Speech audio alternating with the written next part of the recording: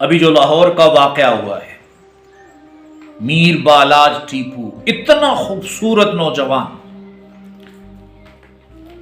اور نسل در نسل کی دشمنی کی بینٹ چڑھ گیا. پردادا بھی دشمنی میں قتل ہوا، دادا بھی دشمنی میں قتل ہوا، والد بھی دشمنی میں قتل ہوا، اور پھر نوجوان بیٹا جس نے تعلیم دبئی سے یورپی ممالک سے حاصل کی، اور پھر وہ ان ناکردہ گناہوں کی سزا اس نے بھگتی جو جرم اس نے کیا ہی نہیں. اور مجھے سب سے زیادہ دکھ اس کی شہادت پر ہوا کہ اس دن اس نے چند دن پہلے انٹرویو دیا کہ قسم خدا کی میں یہ جو کچھ اپنے اسلحہ اپنے گارڈ اپنے ساتھ لے کر چلتا ہوں یہ صرف اپنی حفاظت کے لیے. یاد رکھیں، توجہ سے سنیں، دنیا میں آپ کو جو بھی تکلیف پہنچتی ہے، آپ کا بیٹا مرتا ہے، آپ کی والدہ مرتی ہے، آپ کا والد مرتا ہے، آپ کا گھر گرتا ہے، آپ کے پیسے گم ہو جاتے ہیں، آپ کو تکلیف پہنچتی ہے، آپ کا ایکسیڈنٹ ہوتا ہے، یہ سب آپ کے لیے اللہ کی رحمت ہے، کیونکہ ان تکالیف کے صدقے اللہ رب العزت آپ کے گناہ معاف فرماتے ہیں.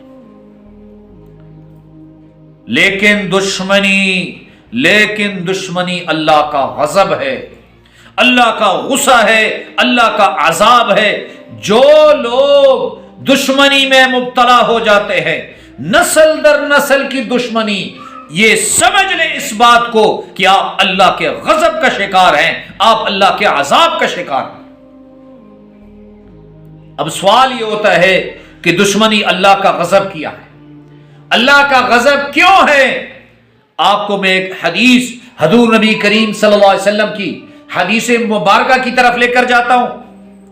حضور نے فرمایا کہ قرب قیامت میں لوگ ایک دوسرے کو قتل کریں گے، القاتل والمقتول فی النار، قاتل اور مقتول دونوں جہنم میں ہوں گے. صحابہ نے کہا یا رسول اللہ، قاتل تو جہنم میں ہوگا، اس نے تو قتل کیا ہے، لیکن یا رسول اللہ یہ مقتول کا کیا قصور ہے کہ وہ بھی جہنم میں جائے گا؟